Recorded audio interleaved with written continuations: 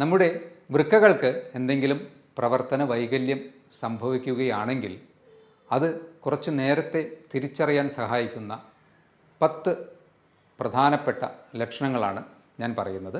ശരിയായ രീതിയിൽ ഉറക്കം കിട്ടാതിരിക്കുക, പ്രത്യേകിച്ച് രാത്രിയിലൊക്കെ നിങ്ങൾക്ക് ഉറക്കത്തിൽ നിന്ന് ശ്വാസം കിട്ടാതെ എഴുന്നേൽക്കേണ്ട ഒരവസ്ഥ വരികയാണെങ്കിൽ ശ്രദ്ധിക്കണം. ഇത് വീണ്ടും ഹീമോഗ്ലോബിൻ്റെ ഡെഫിഷ്യൻസി മൂലം ശരീരത്തിന് ശരിയായ രീതിയിൽ ഓക്സിജനേഷൻ ലഭിക്കാത്തതും.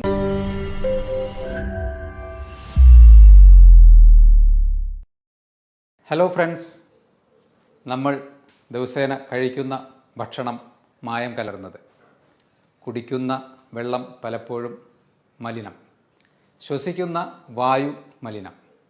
ഇത്തരത്തിൽ ഇതാണ് ഒരു നോർമൽ അർബൻ ലൈഫിൻ്റെ ഇപ്പോഴത്തെ പിക്ചർ.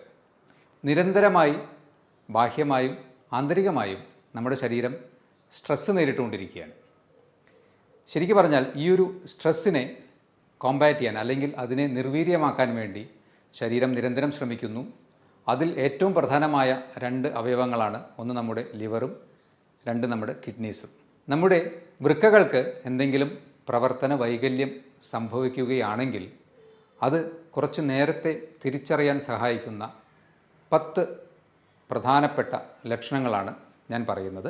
അതിൽ ഒന്നാമത്തേത്, നിങ്ങൾക്കെപ്പോഴും അമിതമായ ക്ഷീണം അനുഭവപ്പെടുക, അല്ലെങ്കിൽ എപ്പോഴും കിടക്കണം എന്ന തോന്നൽ, തളർച്ച. ഇതിന് കാരണം നമ്മുടെ ചുമന്ന രക്താണുക്കളെ ഉൽപ്പാദിപ്പിക്കുന്ന എരിത്രോപോയറ്റിൻ എന്ന ഒരു ഹോർമോൺ ഉൽപ്പാദിപ്പിക്കുന്നത് പ്രധാനമായും കിഡ്നിയിൽ വെച്ചാണ്.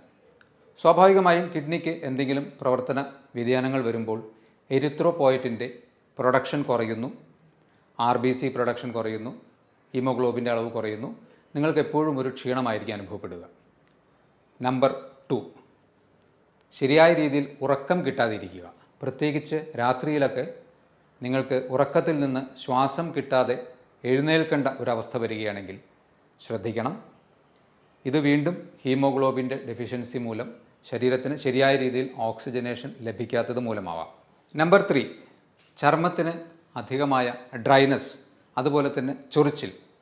പ്രത്യേകിച്ച് മറ്റ് അലർജി പ്രശ്നങ്ങളൊന്നും ഇല്ലാതെയോ അല്ലെങ്കിൽ മറ്റ് ചർമ്മരോഗങ്ങൾ ഇല്ലാതെയോ നിങ്ങൾക്ക് ചർമ്മത്തിന് അധികമായ ഡ്രൈനസ്സും ചിലപ്പോൾ ചൊറിച്ചിലും അനുഭവപ്പെടുന്നുണ്ടെങ്കിൽ നിങ്ങൾ ശ്രദ്ധിക്കണം.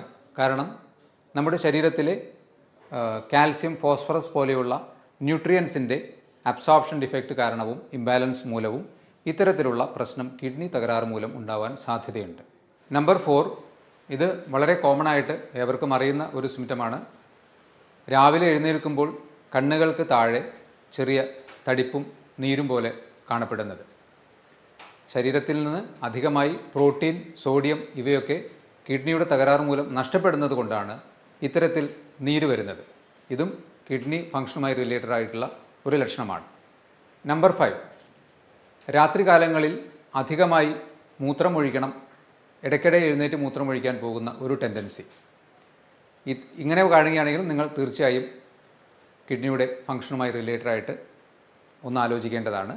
ഇത് ചിലപ്പോൾ പുരുഷന്മാരിൽ പ്രോസ്റ്റേറ്റ് ഗ്രന്ഥിയുടെ വീക്കം മൂലം BPH എന്ന അസുഖത്തിലും, അതുപോലെ തന്നെ റിപ്പീറ്റഡ് ആയിട്ടുള്ള യൂറിനറി ഇൻഫെക്ഷൻസ് വരികയാണെങ്കിലും ഈ ഒരു അവസ്ഥ ഉണ്ടാകാം.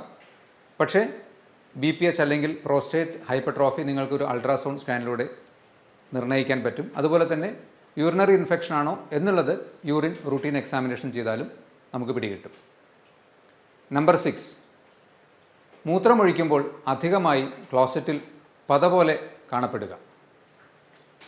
കൂടുതലായി പ്രോട്ടീൻ മൂത്രത്തിലൂടെ നഷ്ടപ്പെടുമ്പോൾ, നമ്മുടെ മുട്ടയുടെ പ്രോട്ടീനോട് സമാനമായ രീതിയിലുള്ള പ്രോട്ടീനാണ്, അത് മൂത്രത്തിലൂടെ അധികമായി നഷ്ടപ്പെടുമ്പോൾ ഇത്തരത്തിൽ പത കാണാൻ സാധ്യതയുണ്ട്.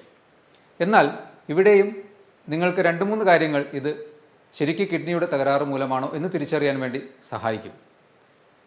നിങ്ങൾ അമിതമായി എക്സസൈസ് ചെയ്യുകയാണെങ്കിലോ അധികമായി പ്രോട്ടീൻ റിച്ച് ആയിട്ടുള്ള ഭക്ഷണം കഴിക്കുകയാണെങ്കിലോ ചില മരുന്നുകളുടെ ഉപയോഗം മൂലമോ, പ്രത്യേകിച്ച് സ്റ്റിറോയിഡ് പോലെയുള്ള മരുന്നുകളുടെയൊക്കെ ഉപയോഗിക്കുന്ന അവസ്ഥയിലും ഇത്തരത്തിൽ മൂത്രത്തിൽ പത കാണാൻ സാധ്യതയുണ്ട്. അപ്പോൾ ഈ കാര്യങ്ങൾ കൂടി ഇവാലുവേറ്റ് ചെയ്തിട്ട് വേണം ഇത് ശരിക്കും കിഡ്നിയുടെ തകരാറാണോ എന്ന് ചിന്തിക്കുവാൻ വേണ്ടി. അതും ശരിക്കും പറഞ്ഞാൽ മൂത്രമൊഴിച്ച് ഫ്ലഷ് ചെയ്തതിന് ശേഷവും കുറച്ച് നേരം കഴിഞ്ഞാലും ക്ലോസറ്റിൻ്റെ വശങ്ങളിൽ പത പോലെ പറ്റിപ്പിടിച്ചിരിക്കുന്നുണ്ടെങ്കിൽ തീർച്ചയായും നിങ്ങൾ കിഡ്നി റിലേറ്റഡ് ആയിട്ടുള്ള ടെസ്റ്റുകൾ ചെയ്യുക. അതിൽ തന്നെ ഏറ്റവും എളുപ്പത്തിൽ യൂറിൻ മൈക്രോ ആൽബുമിൻ പോലെയുള്ള ടെസ്റ്റുകൾ ചെയ്തു നോക്കുക. നമ്പർ 7, വിശപ്പ് കുറവ്. ഇത് വീണ്ടും ശരീരത്തിൽ അമിതമായി ടോക്സിൻസ് പുറന്തള്ളപ്പെടാതെ കിഡ്നിയുടെ തകരാറ് മൂലം നിൽക്കുന്നത് കൊണ്ട് നമുക്ക് സ്വാഭാവികമായും വിശപ്പ് കുറവായി അനുഭവപ്പെടാം. നമ്പർ 8, മൂത്രത്തിൽ രക്തത്തിൻ്റെ അംശം തോന്നുക. മൂത്രത്തിന് കളർ ഡിഫറൻസ്, ഡാർക്ക് യൂറിൻ, മഞ്ഞയിൽ കൂടി കുറച്ചുകൂടി ഡാർക്കായിട്ടുള്ള യൂറിൻ കാണുകയാണെങ്കിൽ RBC എന്ന കണിക മൂത്രത്തിലൂടെ നഷ്ടപ്പെടുന്നത് കൊണ്ടായിരിക്കാം. ഇത് വീണ്ടും നമ്മുടെ കിഡ്നീസിൻ്റെ അടിസ്ഥാനപരമായ ആ അരിപ്പ പോലെയുള്ള സംവിധാനത്തിൽ വിള്ളലുകൾ വന്ന് ശരീരത്തിലേക്ക് തിരിച്ചെടുക്കേണ്ടതായിട്ടുള്ള RBC മൂത്രത്തിലൂടെ നഷ്ടപ്പെടുന്നത് കൊണ്ട് മൂത്രത്തിന് അമിതമായ കളർ ഡിഫറൻസ് വരാൻ സാധ്യതയുണ്ട്. നമ്പർ 9, മസിൽ ക്രാംസ് അഥവാ മസിലുകൾ കോച്ചി പിടിക്കുന്ന അവസ്ഥ. പ്രത്യേകിച്ച് കാൽവണ്ണകളിലൊക്കെ മസിൽ അമിതമായി ഒരു ക്രാംസ് പോലെ തോന്നുന്നുണ്ടെങ്കിൽ അത് ശരീരത്തിൽ സോഡിയം, കാൽസ്യം പോലെ ഉള്ള മിനറൽസിൻ്റെയോ അല്ലെങ്കിൽ ഇലക്ട്രോലൈറ്റ്സിൻ്റെയൊക്കെ ഇംബാലൻസ് മൂലമാവാൻ സാധ്യതയുണ്ട്. ഇത് വീണ്ടും കിഡ്നി റിലേറ്റഡ് ആയിട്ടുള്ള പ്രശ്നങ്ങൾ മൂലം ഉണ്ടാവാൻ സാധ്യതയുണ്ട്. നമ്പർ 10, വായിലൊരു മെറ്റാലിക് ടേസ്റ്റ് അല്ലെങ്കിൽ ഒരു ലോഹച്ചുവ വായ്ക്കകത്ത് തോന്നുകയോ അല്ലെങ്കിൽ അമിതമായ ഒരു ബാഡ് ബ്രെത്ത് നമ്മുടെ ശ്വാസത്തിന് വരികയോ ചെയ്യുകയാണെങ്കിൽ വീണ്ടും അമിതമായ ടോക്സിൻസ് ശരീരത്തിൽ കെട്ടി നിൽക്കുന്നത് മൂലം ഇത് കിഡ്നിയുടെ തകരാറ് മൂലമാവാനുള്ള സാധ്യതയുണ്ട്. അപ്പോൾ ഞാൻ ഈ പറഞ്ഞ 10 കാര്യങ്ങളിൽ 2 3 അല്ലെങ്കിൽ അതിൽ കൂടുതലോ സിംറ്റംസ് നിങ്ങൾക്ക് നിരന്തരമായി അനുഭവപ്പെടുന്നുണ്ടെങ്കിൽ തീർച്ചയായും നിങ്ങൾ ഒരു കിഡ്നി ഫങ്ഷൻ റിലേറ്റഡ് ആയിട്ടുള്ള ടെസ്റ്റുകൾ ചെയ്ത് നോക്കുക. അതുപോലെ തന്നെ ഒരു അൾട്രാസൗണ്ട് ടെസ്റ്റ് ചെയ്ത് നോക്കുക. അല്ലെങ്കിൽ യൂറിൻ മൈക്രോ ആൽബുമിൻ, ഏറ്റവും സിംപിളസ്റ്റ് ആയിട്ട് നിങ്ങൾക്ക് ചെയ്യാവുന്നത് റീനൽ ഫങ്ഷൻ ടെസ്റ്റ് തന്നെയാണ്. അതിൽ തന്നെ ക്രിയാറ്റിനിൻ ലെവലുള്ള വേരിയേഷൻസോ അല്ലെങ്കിൽ യൂറിൻ മൈക്രോ ആൽബുമിനിൽ ഉള്ള വേരിയേഷൻസിലൂടെയൊക്കെ നമുക്ക് കിഡ്നിക്ക് തകരാറ് വന്നോ എന്ന് കണ്ടുപിടിക്കാൻ കഴിയും. അപ്പോൾ അഹോരാത്രം നമുക്ക് വേണ്ടി പ്രയത്നിച്ചുകൊണ്ടിരിക്കുന്ന നമ്മുടെ വൃക്കകളെ സംരക്ഷിക്കാൻ വേണ്ടി നിങ്ങൾ നിങ്ങളുടെ ഭക്ഷണത്തിൽ മാക്സിമം ശ്രദ്ധ ചെലുത്തുക. വെള്ളം കുടിക്കുന്ന കാര്യത്തിൽ ഒരിക്കലും വ്യത്യാസം വരുത്താതെ കറക്റ്റായിട്ടുള്ള രീതിയിൽ നിങ്ങളുടെ ശരീരത്തെ ഹൈഡ്രേറ്റ് ചെയ്തുകൊണ്ടിരിക്കുക. അതുപോലെ തന്നെ ഹാർട്ട്, ലിവർ, ലങ്സ് ഇതിൻ്റെയൊക്കെ സുഗമമായ പ്രവർത്തനത്തിന് ഏറ്റവും പ്രധാനമായി വേണ്ടത് എന്താണ്? റെഗുലറായിട്ടുള്ള ഒരു മിതമായ വ്യായാമമാണ്. അപ്പോൾ നമ്മുടെ ഒരു ലോഞ്ചിവിറ്റി അല്ലെങ്കിൽ മാക്സിമം ലൈഫ് എക്സ്പെക്റ്റൻസിയും ഹെൽത്തും മെയിൻറ്റെയിൻ ചെയ്യുന്നതിന് വേണ്ടി ഇത്രയും കാര്യങ്ങൾ നിങ്ങൾ ശ്രദ്ധിക്കുക. ഈ പറഞ്ഞ ലക്ഷണങ്ങളിൽ കുറച്ചൊരു ഗ്രൂപ്പ് ഓഫ് ലക്ഷണങ്ങൾ നിങ്ങൾക്കുണ്ടെങ്കിൽ അതുമായി റിലേറ്റഡ് ആയിട്ടുള്ള ടെസ്റ്റുകളും ചെയ്തു നോക്കുക. എല്ലാവരും ആരോഗ്യത്തോടെയും സുരക്ഷിതരായും ഇരിക്കുക.